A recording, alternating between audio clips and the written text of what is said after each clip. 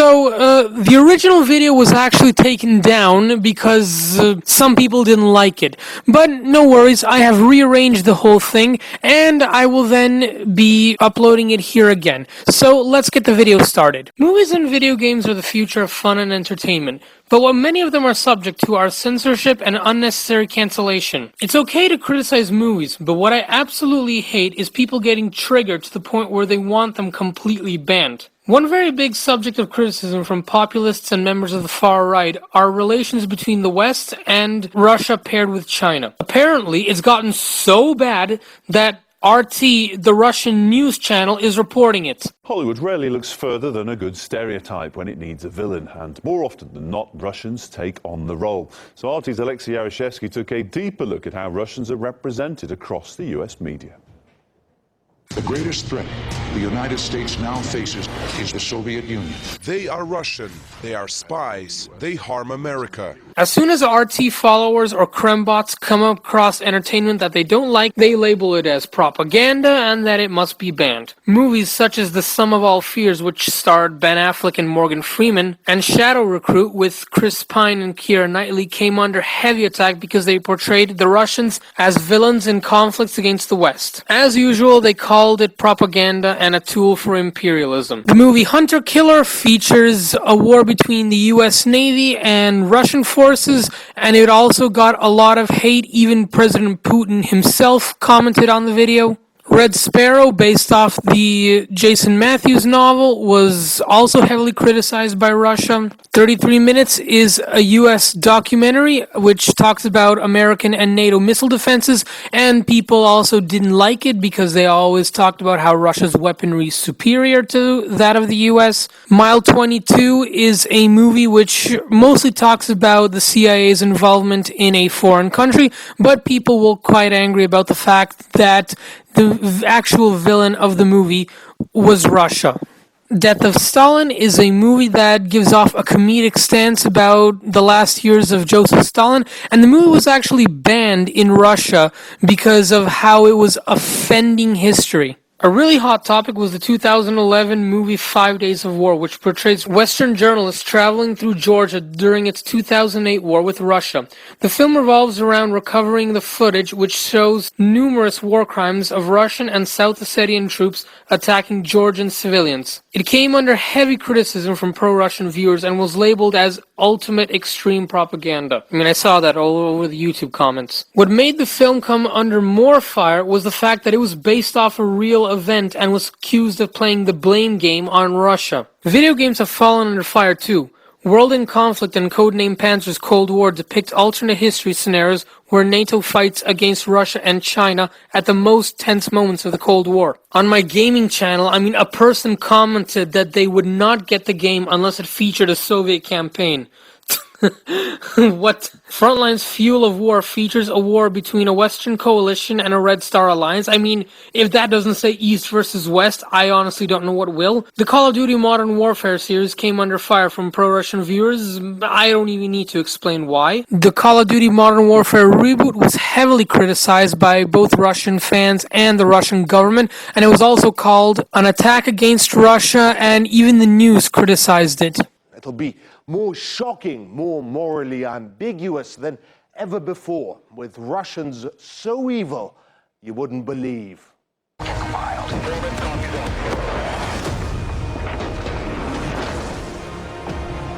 Surprise! A Russian Su-25 jet, there it is, apparently bombing civilians. In the next scene, white helmets, the rescue wing of Syria's jihadist rebels are seen helping injured civilians out of rubble, just like in their real-life propaganda reels. Call of Duty Infinite Warfare also became the subject of controversy apart from its space theme. The heroic factions in the game are only the US and its allies, while the SDF, the enemy, have Russian, Chinese, and North Korean names, while many SDF leaders speak with Russian accents. Gun destroyed. Data retrieved. Initiating RIA. And the American media isn't the only one getting criticized. A 1998 German movie, which was quite literally called World War III, features an alternate history conflict between NATO and the Warsaw Pact in the late 80s. Russian viewers also call the film propaganda. BBC made a docudrama called Inside the War Room, where they would deal with the hypothetical scenario where Russia invades a NATO country and World War III begins. The 2013 Canadian film Ice Soldiers portrays Russian super soldiers attacking the Canadian Arctic with only a few people possessing the ability to stop them. Also came under heavy scrutiny. The Wolf's Call is a French movie that talks about how a French nuclear submarine would react against Russia. In the event World War III happened, people weren't happy about that movie either. The Unthinkable is a Swedish movie that deals with the scenario of Russia invading Sweden, and Russians weren't too happy about that movie either. 2017 Lithuanian movie Frost depicts a volunteer convoy moving into war-torn Ukraine, where they witness Russian troops wreaking havoc, hence the propaganda tag. Similar to that, Occupied is a Norwegian TV series which talks about Russia's soft invasion of Norway, and a lot of Russians weren't happy about that. Even the Kremlin rebuked against the TV show. For now on the program, Russia is invading Norway in the most expensive Norwegian television series ever made, which premieres in September. Well, the show has already reportedly been sold to 9 other countries, and it comes at a time European leaders are warning about what they call Russian aggression. Well, there's no actual evidence of any Russian invasion plans. Sweden, for example, said a Russian sub had been seen in its waters. We all know the story. Online users joked perhaps President Putin himself was on board, or even a Loch Ness monster. An old sunken submarine from 100 years ago, though, was later discovered. Now, in the Netherlands, though, scary Russia even made it into the latest edition of school textbooks as well. In fact, in a social studies class, students were asked what was happening in the drawings. One image portraying Russia as a monster here with its claws out trying to swallow Ukraine, and Europe then coming to the rescue. Another part of the book placed Russia in a list of non-free countries, with the US and Europe listed as free. And a Dutch presenter and activist Ancilla Tillier believes none of this is helpful. I would think in a time in history when tensions are building up, it would be in anybody's best interest to keep your head calm and not escalate the situation. And this series seems to be doing anything but that. And in that case, it doesn't actually matter how far-fetched this idea might seem. It is used as a propaganda tool. Well, obviously, the NATO, Europe, and America realize how important it is for their citizens to support their policies, which at the moment are very anti-Russia. And they do not only portray Russia as a big bad boogeyman, but also China or whatever other country is convenient at that very moment. One of my personal favorites, Future War 1980X, is a Japanese anime alternate history movie which shows a war between Russia and the West.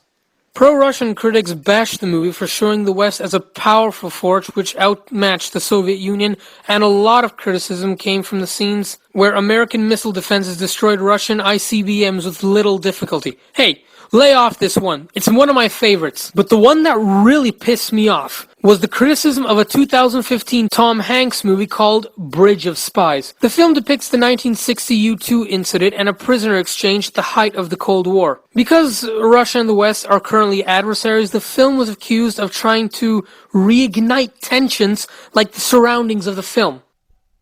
Just in time to renew distrust in Russia, Hollywood comes to the rescue. Steven Spielberg's latest film, Bridge of Spies, opened to a standing ovation at the New York Film Festival. The film chronicles the story of the U.S. U-2 spy pilot Gary Powers, who was shot down over Russia and sentenced to 10 years in Soviet prison, and the lawyer, played by Tom Hanks, who negotiates for his release. Complete with visuals revisiting the evil Soviet empire, it arrives at a point in global history where new tensions are highest they've ever been. If America needed a propaganda piece to subliminally program them to distrust Russia, it's here, and it's already banging the Oscar drums as the war drums rattle around the world. You can see right there, there's the footage, there's the U-2 spy plane, you know, typical big Hollywood blockbuster, special effects. reviving the tensions. As soon as I saw this trailer, and I realized exactly what was happening. Now, films take years to create, write, produce, execute, finish, and hit the silver screen. But as soon as I saw this trailer, I was blown away because I looked at the headlines around the world and I said, we are going head to head with Russia. We've been calling this the new Cold War, a revised Cold War, for months and months and months as tensions mount over Syria. And then this movie comes out. Steven Spielberg comes to the rescue again to present the propaganda to the American people. Are you seriously fucking kidding me? You mean to tell me that a movie based off a real event, which did not play the blame game, which in fact told the story from both sides, was a provocation for heightened political attention? My God, have conservatives fallen to the same level as social justice warriors? Well, if you thought the Russians were bad, the Chinese are even worse. Now, China is a communist country where information and media are tightly controlled, and they are very selective of what information comes from the outside world. Anything that criticizes the government is immediately banned. The 2012 remake Red Dawn, featuring Chris Hemsworth and Josh Peck, depicts a North Korean and Russian invasion of the US mainland, and teenage resistance fighters pair up with US Marines to save their town of Spokane in Washington. What many people don't know is that the movie was actually supposed to be released in 2010, but was shelved for two reasons. The first one was because of MGM's financial troubles in producing the film, and the second was China's reaction to being the enemy faction and saying that they would not allow the release of the film in Chinese cinemas. Dan Bradley, the director of the film, didn't want to lose a large market, so $1 million were spent in redoing a few scenes as well as digitally changing Chinese symbols into North Korean ones. Chain of Command is a 2000 movie that deals with a fictional World War III scenario between China and the US, and although it wasn't released in China, a lot of people, as you can argue, weren't happy about it. SPYGAME was a 2001 movie that wasn't even released in China, and it deals with the CIA fighting against China. The 2013 video game Battlefield 4 shows a brief conflict between the US and a Chinese-Russian alliance, which gets pretty bloody. Shortly after the game's release, the Ministry of Culture in China banned the game in stores and encouraged people who already purchased the game to remove it from their consoles. The game was viewed as a national security risk in the form of a cultural invasion. An editorial from the China National Defense newspaper criticized the game in discrediting China's national sovereignty and stated that the enemy has shifted from Russia to China. The 2006 film The Departed with Leonardo DiCaprio and Matt Damon was also banned for suggesting that China would use nuclear weapons against Taiwan, and it's also worth noting again that the American media isn't the only one getting attacked. Tomorrow When the War Began is a 2010 Australian war film which has been described as the Australian Red Dawn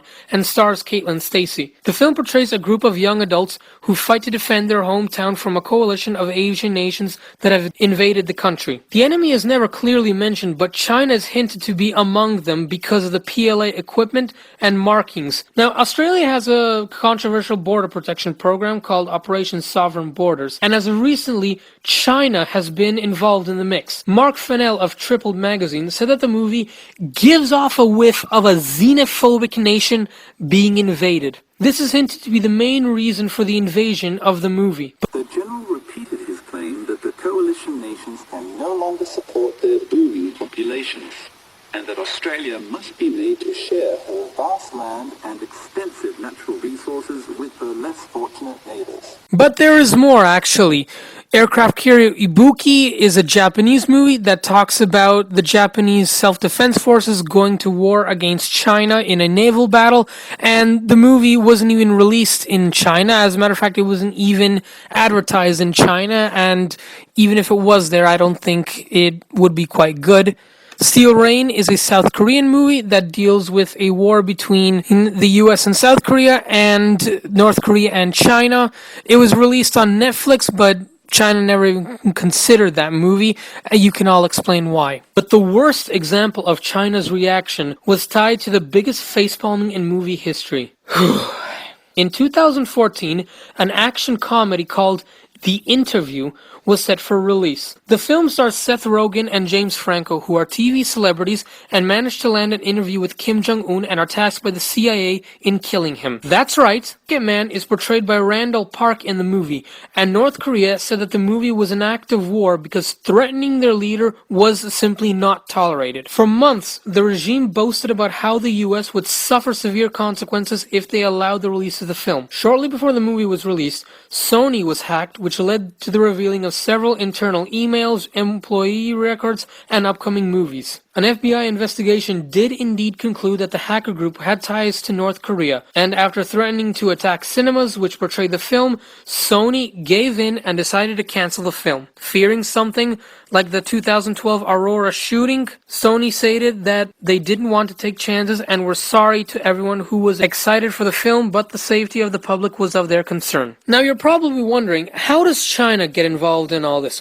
Well, China actually took North Korea's side and stated that the film was childish and portrayed Hollywood's cultural arrogance while expressing satisfaction of the film's cancellation as well. However, freedom of speech did indeed prevail. Only hours after the film was declared cancelled, Sony was exposed to a heap of criticism. It started with actor George Clooney setting up a petition to allow the film's release. Actor Steve Carell, who was supposed to star in another film about North Korea, said that this was a sad day for artistic expression. Peter Bradshaw stated that North Korea will now bully them further. All over social media, fans expressed their outrage. Even the White House commented on this. Sony is a corporation. It suffered significant damage. There were threats against its employees. I am sympathetic to the concerns that they faced. Having said all that, yes, I think they made a mistake. Again, I'm sympathetic that Sony, as a private company, was worried about liabilities and this and that and the other. I wish they had spoken to me first.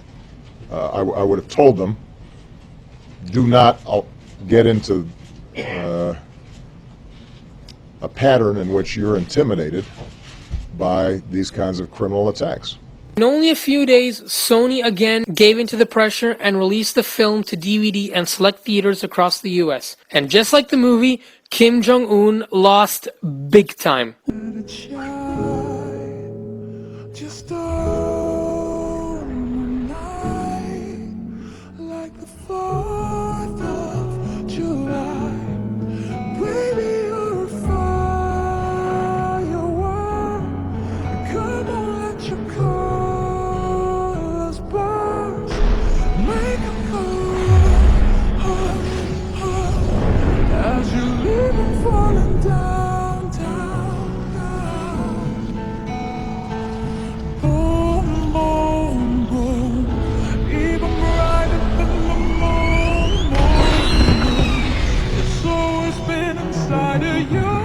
Whew.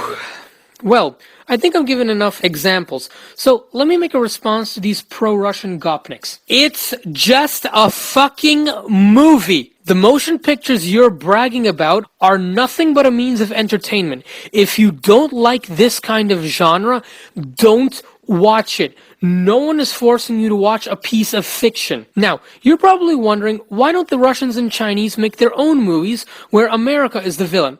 Oh wait, they have. Olympus Inferno is a 2009 movie which portrays two Russian journalists traveling through Georgia during the 2008 war. It's basically the Russian version of 5 Days of War, which goes with depicting Georgia as an aggressor. American troops are seen fighting alongside the Georgians, and they're portrayed as psychopathic murderers, killing civilians and combatants alike. And at the end of the day, the mighty Russian military swoops in to save everyone. 5 Days of August is another movie which features a mother of Moscow looking for her son in war-torn South Ossetia. Unlike the other two films, this one doesn't play the blame game but still portrays Georgia as an aggressor. Throughout the movie, Russian troops are being overwhelmed by the Georgians, even though the Russian invasion force was better equipped and 3 times larger than the entire military, while refusing to show them actually advancing within the vicinity of Tbilisi. Also, the honorable Russians win the day here too. Mirror Wars Reflection 1 is a 2005 Russian movie that talks about how the US and the United Kingdom attack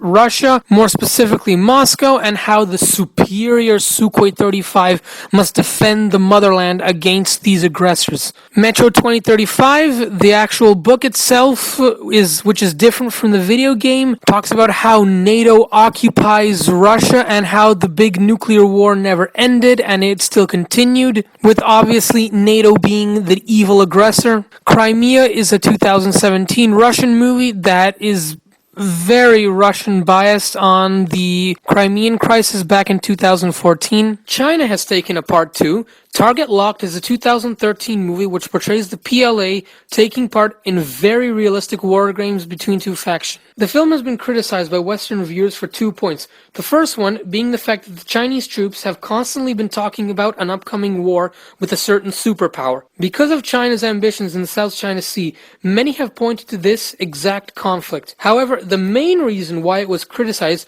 was because the enemy faction in the movie spoke English, mimicking the US. Target lock, 8 centimeters. Armored vehicle detachment in attack position. Target lock. Target locked. Army aviation detachment, get into attack position. Detachments, prepare to attack. Attention! Lay down your arms. Surrender your weapons. One of the more popular films, Wolf Warrior, which I had to say is very cringy, deals with American mercenaries invading China and the PLA defending its homeland.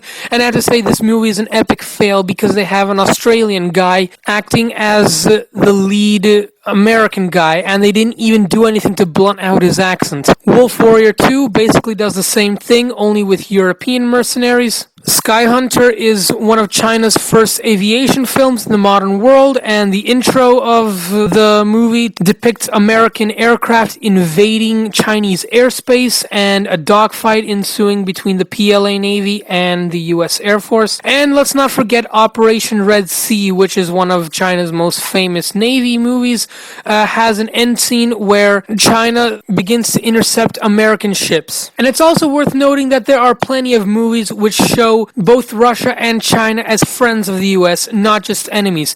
Examples with Russia include Air Force One, The Man from U.N.C.L.E., Iron Eagle 2, Pacific Rim, GoldenEye, and Armageddon. And China is also no stranger to this mix. Skyscraper, Black Hat, Independence Day Resurgence, all are movies which show China as friends.